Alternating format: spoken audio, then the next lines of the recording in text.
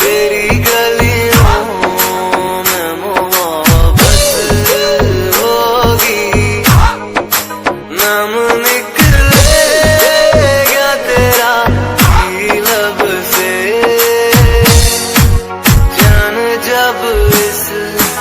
दिल नाज़ाम से रुखसत होगी, मेरे महबूब कयामत होगी, आज रुसवा तेरी गलियों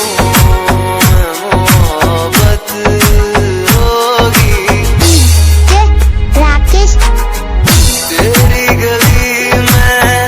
आता सनम, नगमा वफा का